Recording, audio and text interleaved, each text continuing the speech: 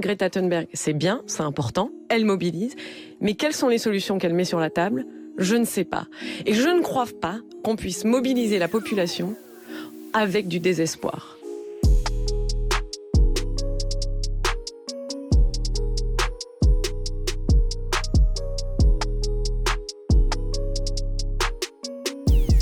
We are in the beginning of a mass extinction, and all you can talk about is money and fairy tales of eternal economic growth.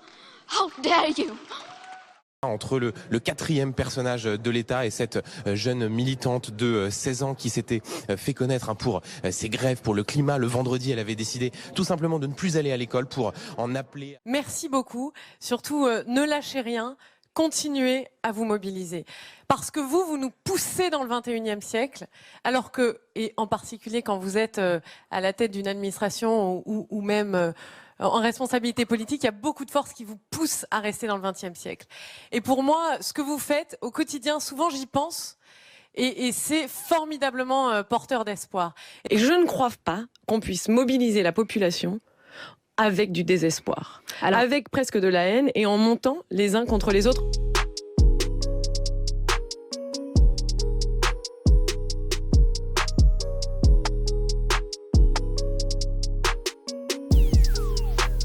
Et c'est en exclusivité au micro d'Europe 1 qu'Emmanuel Macron répond ce matin à Greta Thunberg.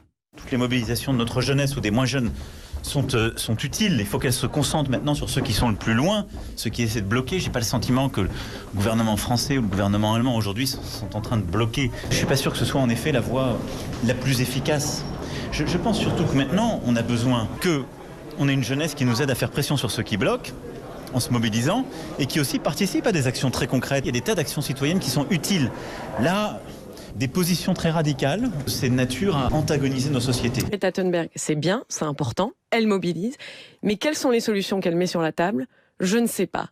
Et je ne crois pas qu'on puisse mobiliser la population avec du désespoir, avec presque de la haine et en montant les uns contre les autres. Au final, parce que c'est ça, parfois, c'est ce vers quoi on peut finir par. Vous avez l'impression qu'elle a des discours de haine? Non, j'ai pas cette impression-là et je ne dis pas ça. Ce que je dis simplement, je pense encore une fois que c'est utile ce qu'elle fait, Greta Thunberg. Parce qu'on a besoin qu'elle nous le pousse dans le 21e siècle. Ce que je dis simplement, c'est qu'il faut faire attention à ne pas créer des fossés qui sont irrémédiables. Il faut faire attention, on ne peut pas non plus créer une génération de déprimés autour de ce sujet. Il faut au contraire être constructif. Il faut, en étant constructif, bien tout simplement réussir. L'enjeu non seulement de la lutte contre le réchauffement climatique, mais aussi du renouvellement de la biodiversité. Et ça passe par des actes concrets. Donc je pense qu'on doit dépasser le stade du cri. C'est très important d'alerter, elle le fait et elle le fait bien. Donc de ce point de vue-là, ça doit être salué. Mais maintenant, il faut surtout être constructif. Et puis je crois que ça sert vraiment à rien d'attaquer la France, parce que s'il y a bien un pays qui se bat actuellement sur ce sujet, c'est la France.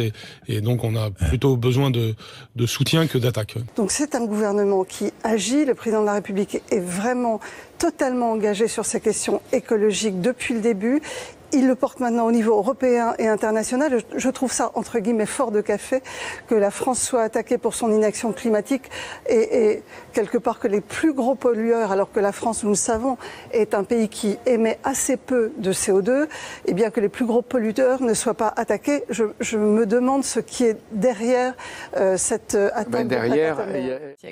Et pour moi, ce que vous faites au quotidien, souvent j'y pense, et c'est formidablement porteur d'espoir.